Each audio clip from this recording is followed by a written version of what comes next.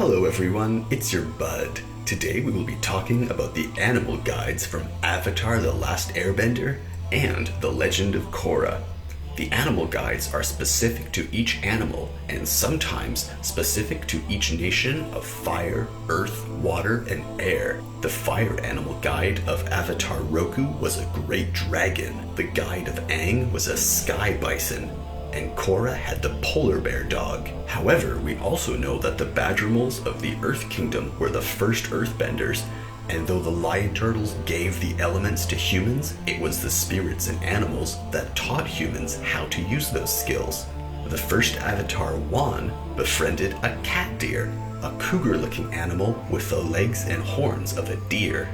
Let's start with my favorite of these, the dragon. Avatar Roku's animal guide, as all other animal guides do, was loyal to Roku for his entire life, at least ever since his being chosen as Avatar. The dragon of Roku would have been something that he attained only because of his Avatar nature, while in comparison, the air nomads were all able to raise sky bison. The difference being that the old Fire Lord had made sport of hunting dragons, and as such, they were not kept as pets by regular Fire Nation citizens. I don't think the Fire Lords who wished to conquer the world wanted their own subjects to have such powerful and strong natural allies that could undermine their rule. Imagine the Fire Lord trying to keep power when everyone in the Fire Nation had dragons for pets. The power struggle would be full of Targaryen levels of slaughter. So the dragons were special cases, and while it is not known if other Fire Nation avatars held the same bond with dragons, as the first Fire Nation Avatar 1 had the spirit guide of the cat deer. Dragons are awesome, as they have every power that you can think of in the Avatar series, except for speech. However, the spirit guides are seen to be some of the most intelligent and empathetic creatures in the Avatar world, and as such, can know the mood and intent of their master instantly and without hesitation, sometimes even at such a great distance as the other side of the world. So this level of comprehension in dragons makes for a very unique personality.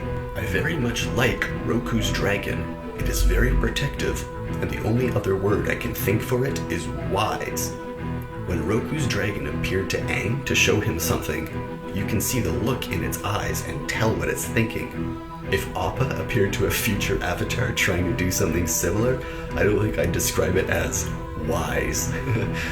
Appa is one goofy-looking and acting flying fuzzball, but I think his nature that we got to see is because of Aang's young age, and how little Appa had been trained. Imagine Appa at the end of Aang's life. How smart would he have gotten? Or how big, I wonder?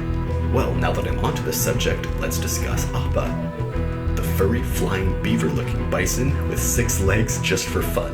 Because we all know the way to get flight is not to have wings, but to have 6 legs and a beaver tail, obviously. The only thing I can compare Appa to is Catbus from My Neighbor Totoro, or Totoro. He moves and flies in a similar manner, only differing in nature, as I think Catbus is more of a wily Cheshire Cat personality, while Appa is more of an idiot pet, loyal and courageous, and, while emotionally capable, he was raised by the young and playful Aang, so his personality got a bit spoiled, I think. If fame and power went to Aang's head, and Aang had to fix it to become a better person, I don't think Appa ever had to deal with that, and I don't think he ever stopped getting pampered as the last Airbender's bison. And as such, I don't know if he ever gave up his kind of immature personality, the one we all know and love. The Badgermoles are seen in one of my favorite episodes of Avatar.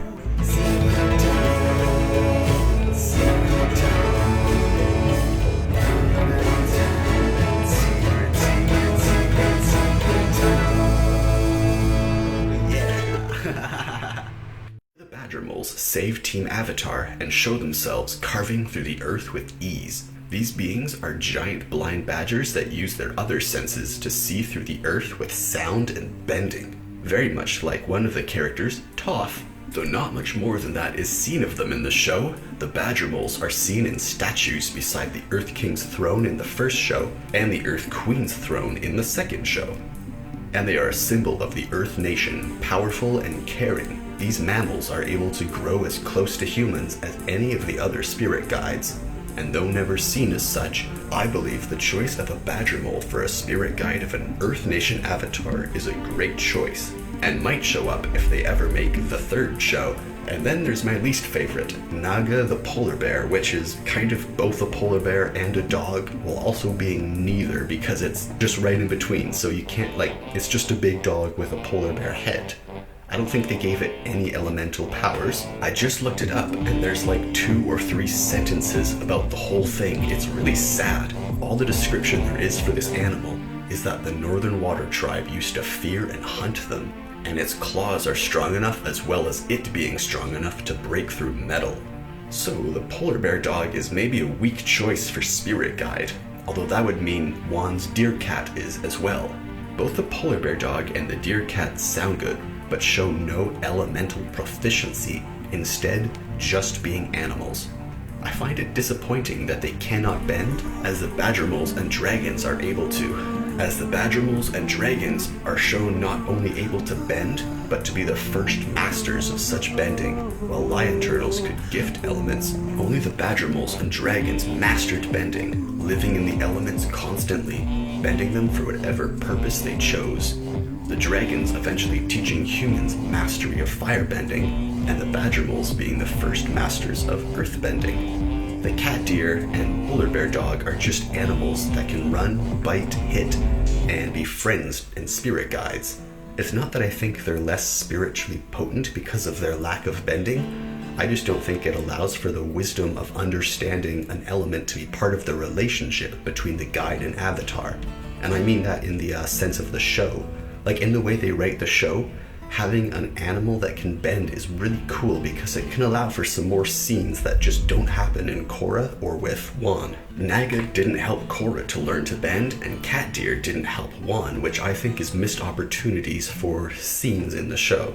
But still, they remained a constant representation of nature and a connection to the spirits. As such, allowing Korra and Juan to connect to the natural world in a way they would have not done without them. So there are different animals and guides, and as seen, they don't have to be the original master of bending whatever element.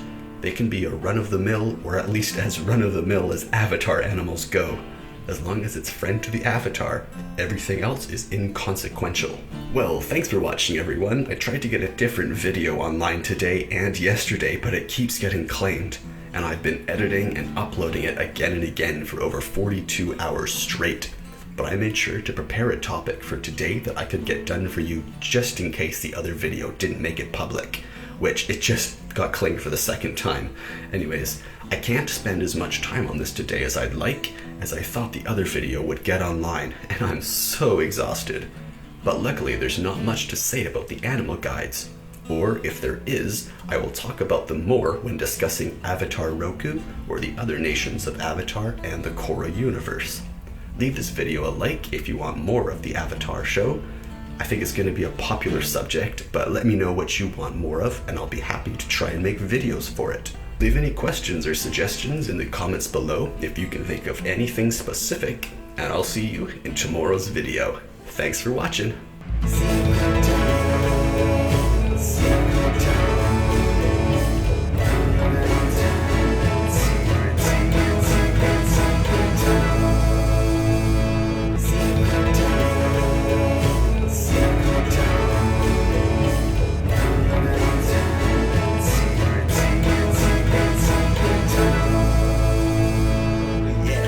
Yeah.